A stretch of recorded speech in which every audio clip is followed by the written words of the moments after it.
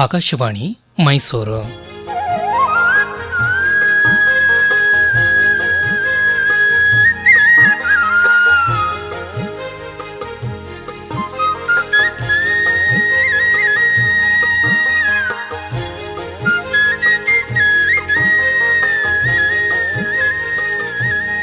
ಗಾದೆ ಗದ್ದುಗೆ ಗಾದೆ ಗದ್ದುಗೆ ಗಾದೆ ಗದ್ದುಗೆ ಗಾದೆ ಗದ್ದುಗೆ ಗಾದೆ ಗದ್ದುಗೆ.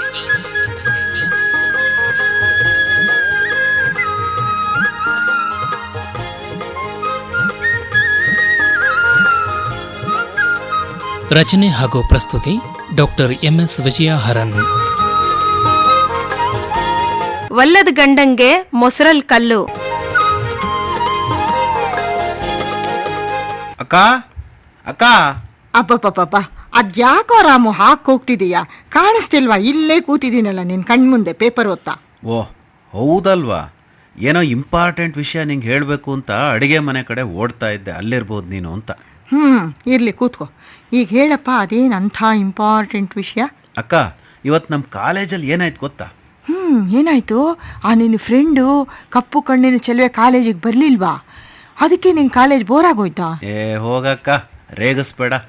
ನೀನು ಯಾವಾಗಲೂ ಹೀಗೆ, ನಾನು ಏನೋ ಸೀರಿಯಸ್ ಆಗಿ ಮುಖ್ಯವಾದ ವಿಷಯ ಮಾತಾಡಬೇಕು ಅಂತ ಬರ್ತೀನಿ, ನೀನು ನೋಡಿದ್ರೆ ನಾನು ರೇಗಿಸೋದ್ರಲ್ಲೇ ಇರ್ತೀಯ. ನನಗಂತೂ ಸಾಕಾಗೋಯ್ತು. ಪಾಪ ಆ ಭಾವನ್ನ ಇನ್ನೆಷ್ಟು ಗೋಳು ಹಿಕ್ಕೋತೀಯೋ ಏನೋ. ರಾಮು, ನಿಂದು ಮಾತು ಅತಿ ಆಯಿತು. ಏನೋ ತಮ್ಮ ಅಂತ ಸ್ವಲ್ಪ ಸಲಿಗೆಯಿಂದ ಪ್ರೀತಿಯಿಂದ ರೇಗಿಸ್ತೀನಪ್ಪ. ಎಲ್ರನ್ನೂ ಹಾಗೆ ರೇಗಿಸೋಕ್ಕಾಗುತ್ತಾ? ಅಷ್ಟಕ್ಕೆ ನೀನು ಪಾಪ ಭಾವ ಗೀವ ಅಂತೆಲ್ಲ ಒಗ್ಗರಣೆ ಹಾಕ್ತಿದೆಯಲ್ಲ. ಸಾರಿ ಅಕ್ಕ, ನಾನು ಹೇಳಿದ್ದು ಅಲ್ಲಲ್ಲ, ನಾನು ಹೇಳಬೇಕು ಅಂತಿದ್ದಿದ್ದು. ಸರಿ ಸರಿ, ನಾನು ನಿನ್ನ ರೇಗಿಸೋದು, ನಿನ್ನ ಅನ್ನೋದು, ಮತ್ತೆ ಸಾರಿ ಅಕ್ಕ ಅನ್ನೋದು ಇದೆಲ್ಲ ಇದ್ದಿದ್ದೆ. ಅದೇನು ಹೇಳ್ತೀಯೋ ಇಂಪಾರ್ಟೆಂಟ್ ವಿಷಯ, ಅದಕ್ಕೆ ಬಾ. ಅದೇನು ನಿನ್ನ ಕಾಲೇಜಿನ ಕಥೆ? ಅಕ್ಕ, ನಮ್ಮ ಕಾಲೇಜಲ್ಲಿ ನನ್ನ ಫ್ರೆಂಡ್ ಇದಾನಲ್ಲ, ಅದೇ ಅಕ್ಕ, ಅವತ್ತು ನಮ್ಮ ಮನೆಗೆ ಬಂದಿದ್ನಲ್ಲ, ನೀನು ಅವನಿಗೆ ರೊಟ್ಟಿ ಮಾಡಿಕೊಟ್ಟಿದ್ದೆಲ್ಲಕ್ಕ. ಜ್ಞಾಪಕಕ್ಕೆ ಬಂತು. ಅದೇ ತಿಪ್ಟೂರ್ ಕಡೆ ಹುಡುಗ ಅಲ್ವಾ? ಹ್ಞೂ ಕಣಕ್ಕ. ಏನಾಯ್ತು ಅವನಿಗೆ? ಆರೋಗ್ಯವಾಗಿದ್ದಾನೆ? ದೈಹಿಕವಾಗಿ ಆರೋಗ್ಯವಾಗಿ ಚೆನ್ನಾಗೇ ಇದ್ದಾನಕ್ಕ. ಆದರೆ ಏನಪ್ಪ ಅವನಿಗಂಥ ಚಿಂತೆ? ಅವನ ಮನಸ್ಸಿನ ಆರೋಗ್ಯನೇ ಸರಿ ಇಲ್ಲ ನೋಡಕ್ಕ. ಯಾವಾಗಲೂ ಏನಾದರೂ ಯೋಚಿಸ್ತಾ ಇರ್ತಾನೆ, ಏನಾದರೂ ಚಿಂತಿಸ್ತಾನೆ ಇರ್ತಾನೆ. ಅಲ್ಲ, ಅಷ್ಟು ಯೋಚಿಸೋದಕ್ಕೆ ಚಿಂತಿಸೋದಕ್ಕೆ ಇಷ್ಟು ಚಿಕ್ಕ ವಯಸ್ಸಿಗೆ ಏನು ಕಾರಣ ಅಂತ?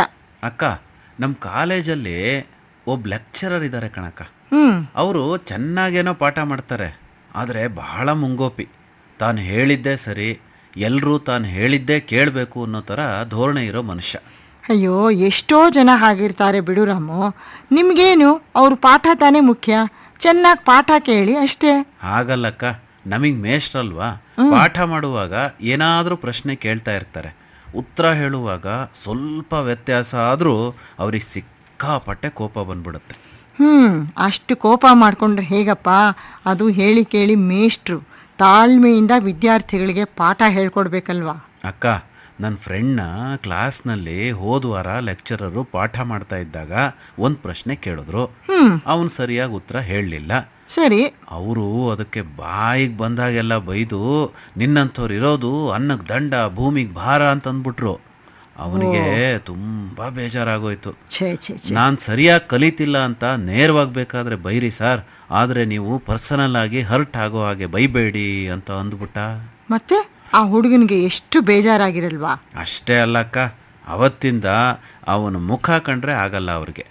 ಅವನನ್ನು ಬೇಕು ಅಂತಲೇ ಬೈಯೋದು, ಇಲ್ಲದೆ ಇರೋ ತಪ್ಪು ಕಂಡುಹಿಡಿಯೋದು, ಚೆನ್ನಾಗಿ ಬರೆದಿದ್ರು ಟೆಸ್ಟ್ನಲ್ಲಿ ಮಾರ್ಕ್ಸ್ ಕಡಿಮೆ ಕೊಡೋದು, ಒಟ್ಟಿನಲ್ಲಿ ಕೂತ್ರೆ ತಪ್ಪು ನಿಂತರೆ ತಪ್ಪು. ಒಲ್ಲದ ಗಂಡಂಗೆ ಮೊಸರಲ್ಲಿ ಕಲ್ಲು ಅಂತಾರಲ್ಲ ಹಾಗೆ. ಒಲ್ಲದ ಗಂಡಂಗೆ ಮೊಸರಲ್ಲಿ ಕಲ್ಲು. ಅಕ್ಕ, ಈ ಗಾದೆ ಎಷ್ಟು ಚೆನ್ನಾಗಿದೆಯಕ್ಕ. ಇದೇ ಥರ ಆಡ್ತಾರಕ್ಕ ನಮ್ಮ ಮೇಷ್ಟ್ರು. ಆದರೆ ಈ ಮೊಸರಲ್ಲಿ ಕಲ್ಲು ಅದು ಹೇಗಿರುತ್ತಕ್ಕ? ಈ ಒಲ್ಲದ ಗಂಡಂಗೆ ಮೊಸರಲ್ಲಿ ಕಲ್ಲು ಅನ್ನೋದು ತುಂಬ ಅರ್ಥಗರ್ಭಿತವಾದ ಒಂದು ಗಾದೆ ಕಣೋ ರಾಮು. ನೀನು ಅರ್ಥಗರ್ಭಿತವಾಗಿದೆ ಅಂದಮೇಲೆ ವಿಶೇಷ ಇದ್ದೇ ಇರುತ್ತೆ ಬಿಡು. ಅದೇನು ಸ್ವಲ್ಪ ಸಿಂಪಲ್ ಆಗಿ ಹೇಳಕ್ಕ, ಮೊಸರಲ್ಲಿ ಕಲ್ಲಿರುತ್ತಾ ಅನ್ನೋ ಕುತೂಹಲ ನನಗೆ. ಹೇಳ್ತೀನಿ, ಸ್ವಲ್ಪ ತಾಳ್ಮೆಯಿಂದ ಕೇಳಬೇಕಪ್ಪ ನೀನು. ಆಯ್ತಕ್ಕ, ಹೇಳು ಅಂತ ಅವಳಾಗು. ಸಾಕೋ ನಿನ್ನ ನಾಟಕ, ಸ್ವಲ್ಪ ಸೀರಿಯಸ್ ಆಗಿ ಕೇಳು, ಇಲ್ದಿದ್ರೆ ನಾನು ಹೇಳೋದೇ ಇಲ್ಲ ಅಷ್ಟೇ. ಹೇಳಕ್ಕ.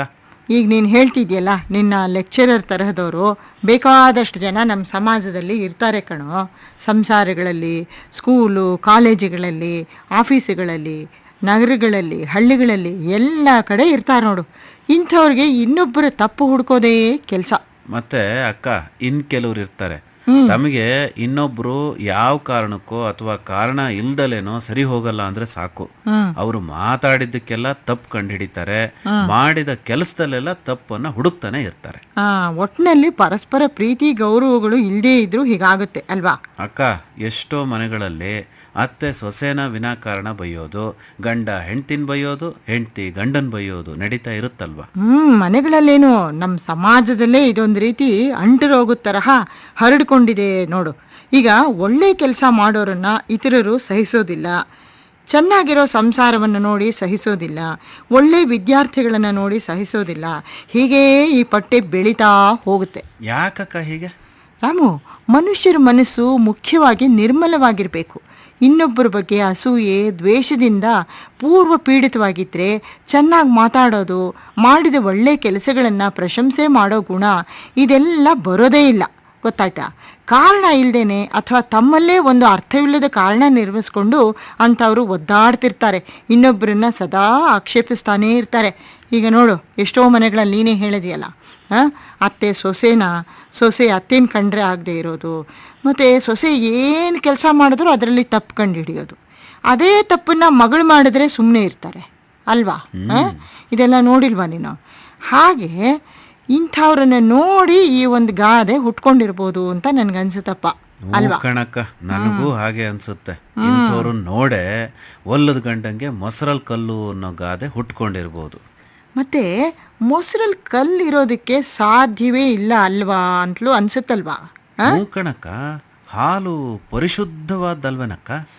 ಅಂಥ ಪರಿಶುದ್ಧ ಹಾಲಿನ ಮೊಸರಿನಲ್ಲೇ ಕಲ್ಲಿದೆ ಅಂತ ಅನ್ನುವ ಕೆಟ್ಟ ಮನಸ್ಸಿರುವ ವ್ಯಕ್ತಿಗೆ ಎಲ್ಲದರಲ್ಲೂ ತಪ್ಪು ಕಂಡು ಹಿಡಿಯೋ ಅಂಥ ಕೆಟ್ಟ ಗುಣ ಇರುತ್ತೆ ಅಂತ ಅರ್ಥ. ಯಾಕಂದರೆ ಅವನಿಗೆ ಯಾರ ಕೆಲಸದಲ್ಲೂ ವಿಶ್ವಾಸ ಇರಲ್ಲ, ಯಾರ ಬಗ್ಗೆನೂ ಪ್ರೀತಿ, ಕರುಣೆ, ಸೌಹಾರ್ದತೆ ಅನ್ನೋದು ಇರೋದೇ ಇಲ್ಲ. ಅಕ್ಕ, ಪ್ರೀತಿ, ವಿಶ್ವಾಸ ಅನ್ನೋದು ಎಷ್ಟು ಮುಖ್ಯ ಅಲ್ವಾ? ಖಂಡಿತ ರಾಮು. ಇಂಗ್ಲೀಷ್ನಲ್ಲಿ ಒಂದು ಗಾದೆ ಮಾತಿದೆ ಕಣೋ, ಅದು ನನಗೆ ನೆನಪಾಗ್ತಾ ಇದೆ ಈಗ. ಏನಕ್ಕ ಅದು? Where love is thin, faults are thick. Where love is thick, faults are thin ಅಂತ. ಅಂದರೆ ಪ್ರೀತಿ ನಿಷ್ಕಲ್ಮಶವಾಗಿ ಇದ್ದ ಕಡೆ ತಪ್ಪುಗಳು ಗೌಣವಾಗ್ತವೆ, ಪ್ರೀತಿ ಗಾಢವಾಗಿ ಇಲ್ಲದ ಕಡೆ ತಪ್ಪುಗಳೇ ಪ್ರಧಾನವಾಗಿ ಕಂಡುಬಿಡುತ್ತೆ ಅಂತ ಅಲ್ವೇನಕ್ಕ? ಖಂಡಿತ. ಈಗ ನೋಡು, ಎಷ್ಟೋ ಕಡೆ ಈ ತಾಯಿ ಮಗುವಿನ ಪ್ರೀತಿನೇ ನಾವು ಯೋಚನೆ ಮಾಡ್ಬೋದು. ಎಷ್ಟು ನಿಷ್ಕಲ್ಮಶವಾದ ಪ್ರೀತಿ ಅಲ್ವಾ ಅದು. ತಾಯಿ ಮಗುವಿನ ಏನೇ ತಪ್ಪುಗಳನ್ನು ಕ್ಷಮಿಸ್ತಾಳೆ. ಅಷ್ಟೇ ಅಲ್ಲ, ಮಗು ದೊಡ್ಡದಾಗಿ ಬೆಳೆದ ಮೇಲೆ ಕೂಡ ಕ್ಷಮಿಸ್ತಾಳೆ. ಮತ್ತು ಇನ್ನೊಂದು, where love is thick, faults are thin ಅಂತ ಗಾದೆ ಹೇಳ್ತೀವಲ್ಲ, ಈ ಮಾತಿನಲ್ಲಿ ಈಗ ನೀನು ಎಷ್ಟೋ ಕಡೆ ನೋಡಿರ್ಬೋದು. ಉದಾಹರಣೆಗೆ, ಹೊಸದಾಗಿ ಮದುವೆ ಆಗಿರ್ತಾರೆ ಅಂತ ಇಟ್ಕೋ, ಆ ಹೆಂಡತಿಗೆ ಅಡುಗೆನೇ ಬರೋದಿಲ್ಲ. ಅವಳು ಎಷ್ಟೇ ಕೆಟ್ಟದಾಗಿ ಅಡುಗೆ ಮಾಡಿದ್ರು ಅಯ್ಯೋ ತುಂಬ ಚೆನ್ನಾಗಿದೆ ಅಂತಂದ್ಬಿಟ್ಟಿದ್ದೇನೆ ಗಂಡ ಆದ ಮನುಷ್ಯ ತಿಂತಾನೆ ಅಲ್ವಾ? ಸೊಗಸಾಗಿ ಮಾಡಿದ್ಯಾ ಅಂತಂದ್ಬಿಟ್ಟಿದ್ದೇನೆ. ಆದರೆ ಬೇರೆಯವ್ರು ತಿಂದರೆ ಇದೇನಪ್ಪ ಹೀಗೆ ಅಡುಗೆ ಮಾಡಿದೆ ಈ ಹುಡುಗಿ, ಉಪ್ಪಿಲ್ಲ ಸಪ್ಪೆ ಇಲ್ಲ ಅಂತ ಅಂದ್ಕೊಳ್ತಾ ಇರ್ತೀವಿ. ಅದೇ ಆ ಹೆಂಡತಿ ಬಗ್ಗೆ ಸ್ವಲ್ಪ ಅವನಿಗೆ ಒಲವು ಇಲ್ಲ ಅಂತಂದರೂ ಸಾಕು, ಆ ಅಡುಗೆಯಲ್ಲಿ ಹಾಗಿದೆ ಹೀಗಿದೆ ಇದಕ್ಕೆ ಅಂತ ತಟ್ಟೆ ನೂಕೋದು, ಬಿಸಾಕೋದು, ಚೆನ್ನಾಗಿಲ್ಲ ಅಂತ ಬೈಯೋದು, ಮನಸ್ಸನ್ನು ಹೀನಾಮಾನವಾಗಿ ನೋಯಿಸೋದು, ಇದೆಲ್ಲ ಮಾಡ್ತಾರೆ. ಇಂಥ ಸಂದರ್ಭದಲ್ಲೇ ಈ ಗಾದೆ ಹುಟ್ಕೊಂಡಿರ್ಬೋದು ಕಣೋ. ಹೇಗೆ ಹೆಂಡತಿ ಇಷ್ಟ ಇಲ್ಲ ಬೇಕಿಲ್ಲ ಅನ್ನೋ ಗಂಡನಿಗೆ ಹೆಂಡತಿ ಬಗ್ಗೆ ಒಲವಿರೋದಿಲ್ವೋ, ಹಾಗೆ ಅನೇಕರು ಇತರರ ಸ್ನೇಹ, ಸಹಜೀವನ ಬೇಡ ಅನ್ನಿಸ್ದಾಗ ತಪ್ಪು ಹುಡ್ಕೋದಕ್ಕೆ ಶುರು ಮಾಡ್ತಾರೆ. ಹಾಗೇನೆ ಒಲವಿಲ್ಲದೆ ಇರೋ ಕಡೆ ಇದೆಲ್ಲ ಹೀಗೆ ಆಗತ್ತೆ ಅಂತ. ಅದರಿಂದಾನೇ ನಾವು ಕೇಳಿಲ್ವಾ, ಬೇಂದ್ರೆ ವರಕವಿ ಹೇಳಿದಾರಲ್ಲ, ಒಲವೇ ನಮ್ಮ ಬದುಕು ಅಂತ ಒಂದು ಕವನದಲ್ಲಿ. ಒಲವು, ಪ್ರೀತಿ ಅನ್ನೋದು ಜೀವನದಲ್ಲಿ ಪರಸ್ಪರರಿಗೆ ಎಷ್ಟು ಮುಖ್ಯ, ಅದರಲ್ಲೂ ಗಂಡ ಹೆಂಡತಿಗೆ ಎಷ್ಟು ಮುಖ್ಯವಾದ್ದು ಅಂತ ಆ ಕವನದಲ್ಲಿ ಗೊತ್ತಾಗುತ್ತೆ. ಒಟ್ಟಾರೆ ನಮ್ಮ ಸಮಾಜದಲ್ಲಿನೇ ಎಲ್ಲ ಸಂಬಂಧಗಳಿಗೂ ಕೂಡ ಈ ಒಲವು ಅನ್ನೋದು ತುಂಬ ಮುಖ್ಯವಾದ್ದು. ಪರಸ್ಪರ ವಿಶ್ವಾಸನ, ಒಲವು ಪ್ರೀತಿಗಳನ್ನು ಬೆಳೆಸ್ಕೊಂಡ್ರೆ ನಮ್ಮ ಜೀವನ ಒಂದು ರೀತಿ ಸುಖಮಯವಾಗಿರುತ್ತೆ, ಹಸನಾಗಿರುತ್ತೆ.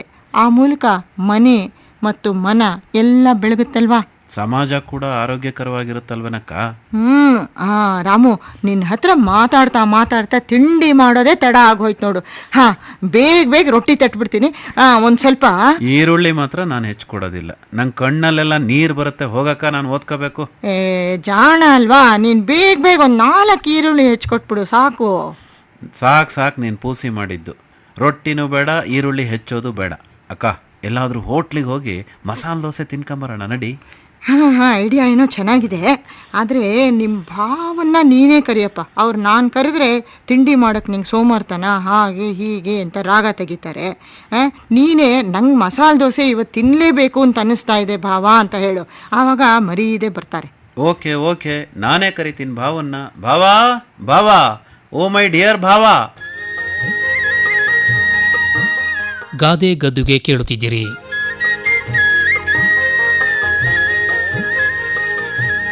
ರಚನೆ ಹಾಗೂ ಪ್ರಸ್ತುತಿ ಡಾಕ್ಟರ್ MS ವಿಜಯ ಹರನ್.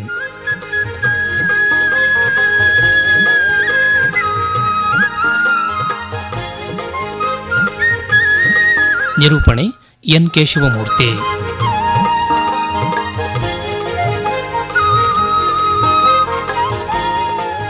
ಈ ಕಾರ್ಯಕ್ರಮ ಆಕಾಶವಾಣಿ ಮೈಸೂರು ಕೇಂದ್ರದಿಂದ ಮೂಡಿಬಂತು.